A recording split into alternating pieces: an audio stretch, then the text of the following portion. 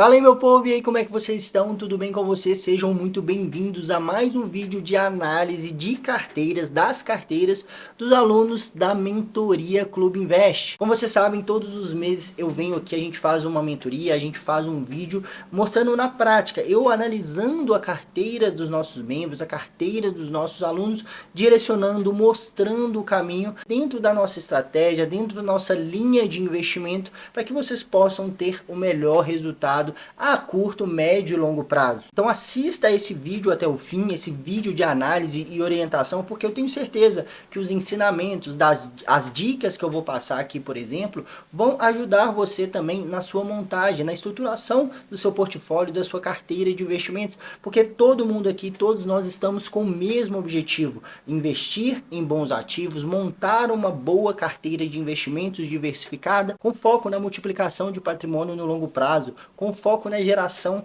de renda passiva com segurança. E é isso que eu oriento e é isso que eu ensino também para vocês dentro da mentoria Clube Invest. Então assista até o final, que eu tenho certeza que vai te ajudar muito essa orientação também. Começando aqui pela carteira do Adriano, o Adriano que me mandou o seu portfólio diversificado em ações. Aqui está a carteira dele de ações e a carteira dele de fundos imobiliários, né? Já passando aqui primeiramente para renda fixa, o Adriano não me mandou se ele tem ou não investimentos de renda fixa. Então eu bato aqui sempre na mesma tecla, pessoal. Renda fixa não é uma opção, ela faz parte sim e deve-se ter na carteira de investimento, principalmente renda fixa de curto prazo. A renda fixa de curto prazo, por exemplo, uma reserva de emergência, é que vai dar a base, a segurança para a gente investir nos nossos investimentos de renda variável para o longo prazo. Então, ter investimentos de curto, principalmente renda fixa de curto prazo, não é uma opção, é obrigação. Toda boa carteira de investimentos deve ter. Aqui eu deixei como exemplo o Tesouro Selic,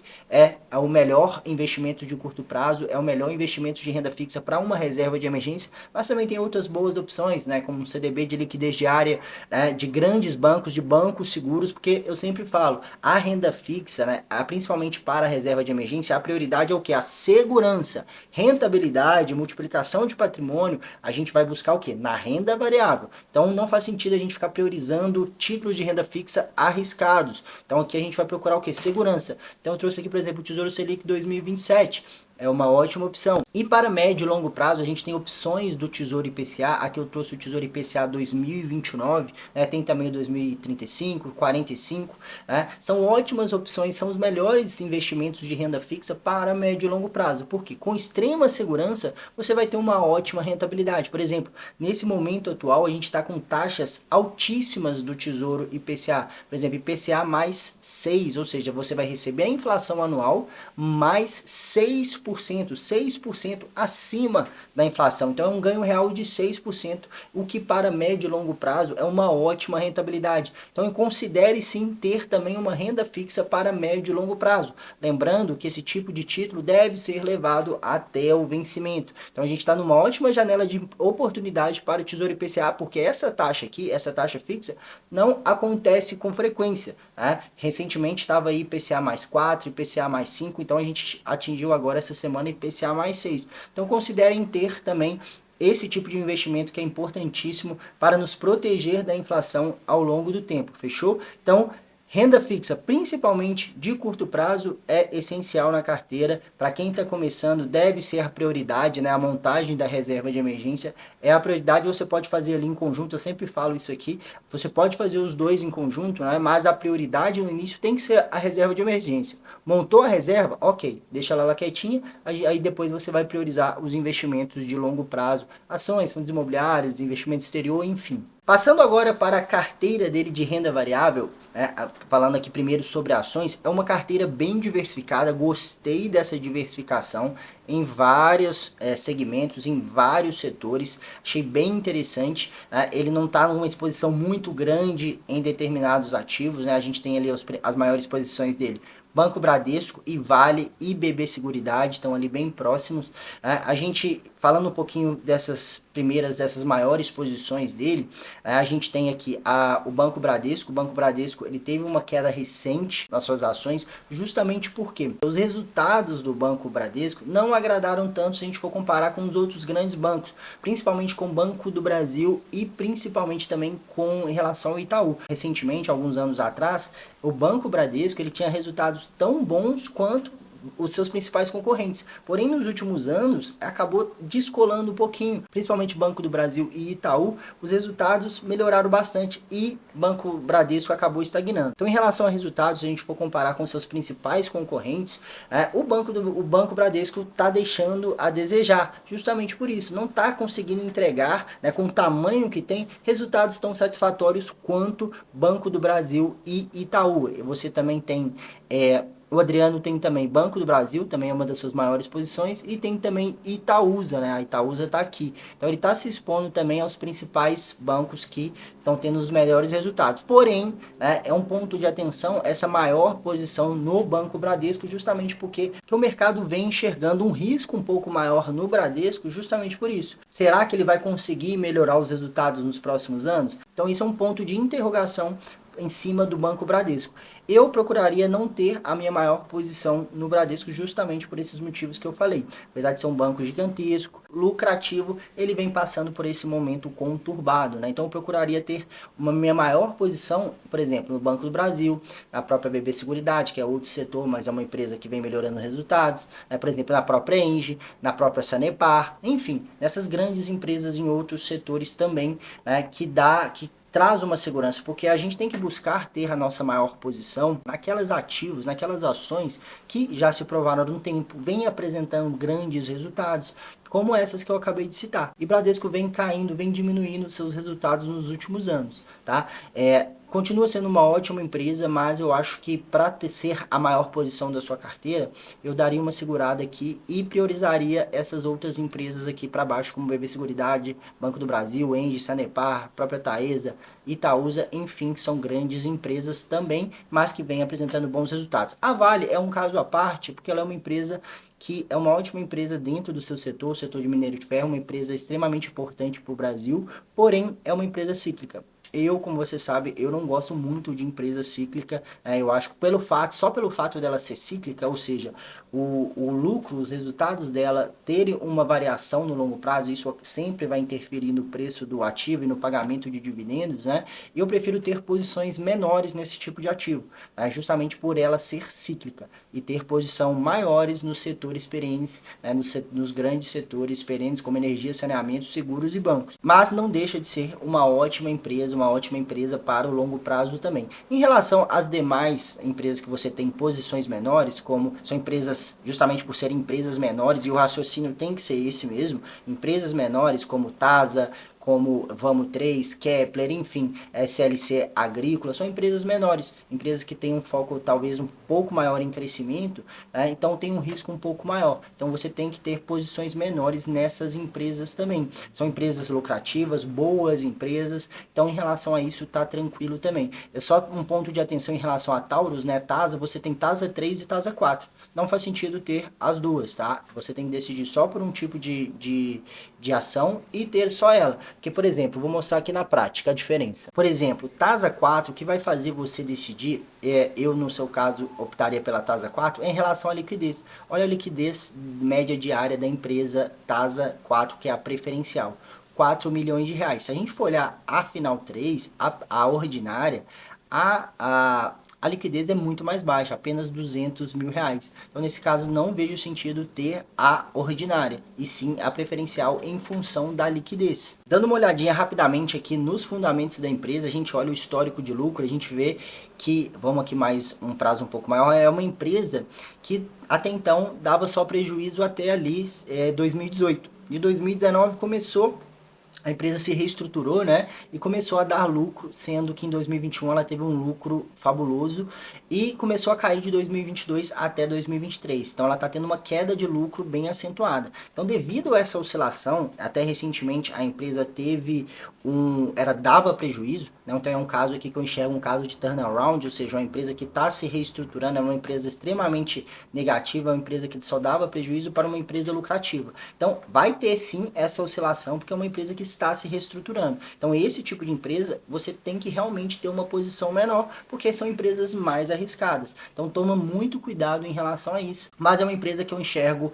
para o longo prazo, que é uma empresa que possa sim manter uma boa reestruturação e se consolidar, se tornar uma empresa mais consolidada, mais a longo prazo, mas pelo fato dessa oscilação aqui, a gente tem que tomar cuidado e tem que ter posições menores nesse tipo de empresa, tá? Então, como eu disse, não faz sentido você ter a final 3, a ordinária e a preferencial, né? Eu, no caso, me optaria pela preferencial justamente por ela ter uma liquidez muito maior. Em relação às outras empresas, tranquilo, né? Eu gostei da diversificação, como eu disse, gostei dessa diversificação. Eu pensaria também futuramente em adicionar uma empresa de telecom e uma empresa também do setor de saúde, né? São setores que eu gosto bastante, com boas opções, por exemplo, setor de telecom a gente tem a Vivo, a gente tem a TIM, sendo que eu gosto mais da Vivo, né? Setor de saúde é um setor bem amplo, né? Temos várias opções também, então consideraria no futuro próximo incluir, diversificar também nesses setores que são setores extremamente importantes, né? E agora passando para fundos imobiliários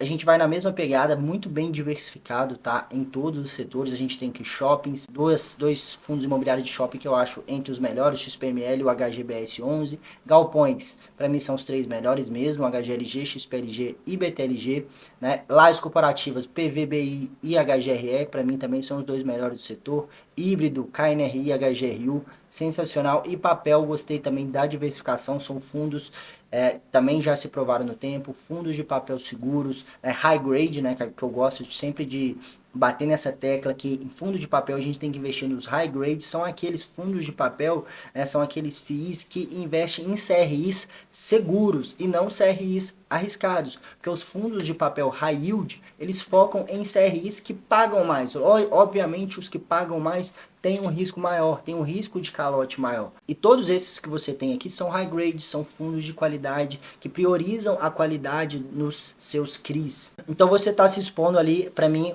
aos principais tipos de fundos imobiliários, como eu disse, tijolo, shoppings, galpões, lajes, híbrido, tijolo e papel, e com peso maior em fundos de tijolo, o que eu considero também ser o correto, porque a longo prazo os fundos de tijolo entregam mais resultado do que os fundos de papel. Então essa composição sua também está bem interessante. Em relação a fundos imobiliários está ok, né? Não vejo nenhum ponto aqui a ser acrescentado, só você manter isso daqui mesmo e aumentando seus aportes, a quantidade de fundos está muito boa também. E para finalizar, você não tem investimentos no exterior ainda, e é assim mesmo, tá? É passo a passo, aos poucos, né? O exterior é o último passo para a gente montar a nossa carteira de investimento, a gente tem que fazer isso tudo com calma. Você ainda não tem nenhum ativo no exterior, então quando você for adicionar, eu focaria o que? Em ETFs, né? Diretamente no exterior, não em ETFs na Bolsa Brasileira. Você vai abrir uma conta ali na Avenue ou no Banco Inter e investir em ETFs, principalmente começando ali ETFs que seguem ou replicam o índice S&P 500, como o VUL, o VO, o IVV e o SPY, né? Eles são ETFs bem parecidos, ETFs que já se provaram no tempo, replicam o principal índice de ações do mundo, que é o S&P 500, né? O histórico de rentabilidade do S&P 500 é absurdo, é fabuloso. Então esses ETFs, né, vão te dar ali uma exposição ao exterior, às 500 maiores empresas dos Estados Unidos, com segurança, né? E é muito fácil, né? Você não precisa ficar analisando empresas americanas, você só em um único ativo você vai estar se expondo às 500 maiores empresas americanas. Mesmo raciocínio para REITs, né? REITs são os primos dos nossos fundos imobiliários, né? A gente tem o principal que eu mais gosto é o VNQ, mas também tem o SCHH e o XLRE. Você pode considerar ter também um de ETF de REITs e um ETF de ações, de estoques, né? Que eu gosto muito dos que seguem o S&P 500, tá? Então, para começar no exterior é bem simples, você pode começar com um ou dois ETFs, e mais para frente, quando você tiver uma experiência maior, você pode pensar individualmente em investir nas estoques ou em REITs, mas para começar, sem dúvida alguma, através de ETFs é a melhor forma. Vamos aqui para a nossa segunda análise, a segunda análise do nosso segundo aluno, que é o Vitor, né? Ele me mandou aqui os prints da corretora, aqui pelo que eu vi, a Clear, né? É importante, pessoal, vocês, quando vocês, por exemplo, forem me mandar do site de consolidação. Provavelmente o Vitor aqui ainda não tem, porque na corretora, ela informa tudo de maneira bagunçada. A corretora não organiza isso pra gente. Ela não informa qual que é a porcentagem que a gente tem em cada classe, não informa qual que é a porcentagem que a gente tem em cada ativo, porque dessa forma que está aqui, por exemplo, está tudo misturado, ações, fundos imobiliários, né, não mostra exatamente qual que é a posição, qual que é o valor total investido, né, qual que é a porcentagem da sua carteira. E isso é essencial para você saber o que, para suas tomadas de decisão. Então você precisa saber exatamente a porcentagem que você tem em cada ativo e em cada classe, porque a gente vai definir os nossos próximos aportes com base na nossa carteira meta. A carteira meta é a definição, é quando a gente define qual que é a porcentagem que a gente quer ter em cada classe e em cada ativo. Então, se eu não sei quando eu tenho qual que é a porcentagem da minha carteira em Klabin, no KNCR, no KNRI, como eu vou saber aonde que eu vou investir no mês? Então, se você não tem essa organização, que os sites como o Investidor 10 e o Status Invest nos dá toda essa informação, se você não tem esse tipo de informação, fica difícil de você fazer o rebalanceamento. E também fica difícil para eu poder fazer uma análise precisa, né? Um ponto importante, o Vitor, ele entrou na nossa mentoria essa semana, então obviamente ele acabou de começar a investir, ele vai começar a ter o direcionamento da forma correta a partir de agora, né? Ele já está aproveitando e já pegando essa orientação aqui que eu vou dar para ele. Primeiro ponto é isso, é importantíssimo você ter a sua carteira consolidada no Status Invest, no Investidor 10, no Trade Map, porque lá vai estruturar tudo pra gente, renda fixa, investimento exterior, fundo imobiliário, enfim, ações, e aí sim você vai saber estruturar e saber direcionar isso da melhor forma, beleza? Então aqui ele me mandou só as ações e os fundos imobiliários, né? Estão todos os prints aqui da corretora Rico, né? Não me mandou em relação à renda fixa, então fica a mesma orientação que eu acabei de falar para o aluno anterior, questão de você ter ali um investimento de uma renda fixa de curto prazo, e também é importante ter para médio e longo prazo para compor a sua carteira de investimentos, tá? Então vamos passar aqui direto para as ações. Primeiramente, tem muita coisa para falar aqui, né? Por ser uma carteira inicial, ele já tem 21 ações. É muita coisa para quem está começando. Eu sempre falo com vocês para vocês começarem com poucas ações e ações boas em setores perenes, que já se provaram no tempo, né? Não queira diversificar demais, porque você vai bagunçar a sua carteira, você não vai saber analisar tudo isso da forma correta. Isso você vai acabar ficando cada vez mais confuso, cada vez mais perdido. Então foca, se você está começando, foca aqui em uma, duas ações de energia, uma, duas ações de saneamento, uma, duas ações de segura, uma, duas ações de bancos, né? Porque aqui são os setores perenes, são muito mais fáceis da gente analisar. O Vitor acabou colocando muita coisa e de forma meio que aleatória, como a gente pode ver, né? Ele tem ali 3 empresas de energia, uma ação de saneamento, nenhuma de seguro, que é um dos melhores setores da bolsa, e 1, 2, 3, 5 ações de bancos, né? Já vamos pontuar aqui em relação aos 4 grandes setores. Como eu falei para vocês, vocês têm que focar inicialmente aqui, e a maior parte da sua carteira tem que estar aqui nos setores perenes: energia, saneamento, seguros e bancos. Mas focar aqui porque é aqui que é mais fácil de analisar. Então, as melhores empresas da bolsa. Então, foca aqui inicialmente, aos poucos você vai diversificando. Por exemplo, ele colocou 3 até boas empresas do setor de energia, mas não colocou nenhuma de seguro e 5 de bancos. Olha esse desbalanceamento. E uma de saneamento. Então, procure ter ali porcentagens parecidas nesses setores, que tem que ocupar ali a maior parte da sua carteira. Aqui não dá para eu saber quais são as maiores posições, onde ele está se expondo mais, porque, como eu disse, a corretora não informa isso. Mas foca, Vitor, em balancear, em ter a maior parte da sua carteira inicialmente aqui em cima. Né? Talvez aqui você pode colocar também uma empresa de telecom, que é também um setor perene. Setor de saúde eu também considero um setor perene. A Fleury é ótima empresa, apesar de ser uma empresa de crescimento. Tá num setor que eu gosto. O próprio setor de bens industriais, você tem Leve 3 e VEG 3, ótimas empresas também. O ponto de atenção é aqui. aqui fica o ponto de atenção, as empresas cíclicas, né? Por exemplo, você tem uma empresa que é o Pão de Açúcar, cara, que é uma empresa que, por exemplo, não passa praticamente nenhum dos nossos critérios de seleção, né? Você vai aprender, você acabou de entrar na nossa mentoria, você vai aprender os nossos critérios, eu até deixei ela de vermelho aqui, não passaria, né? Empresa que está dando prejuízo há muitos anos, né? Obviamente não tem margem negativa, ROI negativo, dívida descontrolada, então não faz sentido ter esse tipo de empresa na carteira, né? Agora o próximo passo é você aprender os nossos critérios e ir remodelando a sua carteira aos poucos. Não precisa ter pressa. O seu foco tem que ser em aprender o nosso checklist, aprender a selecionar da forma correta.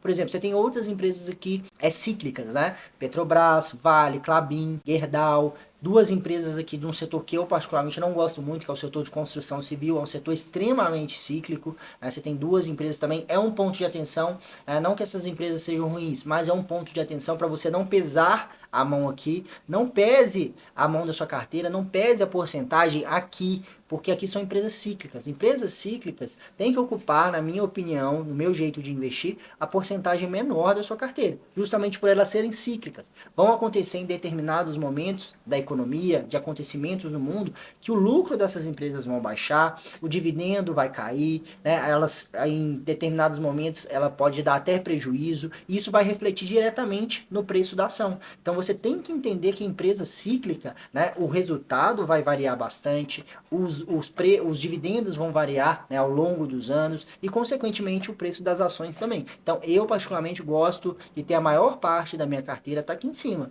né, empresas perenes, em bons setores, que não sofre essa interferência externa e interna também, dependendo do momento, tá? Então, tente direcionar a maior parte dos seus ativos para cá e tenha um ponto de atenção em relação a essas empresas cíclicas. Pegue lá os nossos critérios que você vai aprender e reaplique aqui em todas as empresas que você tenha na carteira. Não adicione mais nada, tá? Por enquanto não adicione mais nada. Foca agora, você já tem muitas empresas, em redirecionar, tirar o que tiver que tirar e redirecionar a sua cabeça, reestruturar a sua carteira de investimentos, tá? Por exemplo, um outro ponto de atenção que eu acabei pulando. Você tem 5 empresas do setor de bancos, né? Não tem necessidade de ter, apesar de todas serem empresas interessantes, não tem necessidade de ter tanta empresa assim, né? Era muito melhor você ter, por exemplo, uma empresa do setor de seguro. E você tem Itaúsa e Itaú, né? No final das contas, você acaba em duas ações investindo no Itaú. Decida por uma dessas duas. Lá dentro do nosso curso tem aula eu mostrando a diferença. O que você decidir em relação a isso, tanto Itaúsa quanto Itube, vai ser uma decisão boa, porque existem prós e contras nas duas opções. Então, o que importa é que no final das contas a gente vai estar investindo no melhor banco privado do Brasil, que é o Itaú,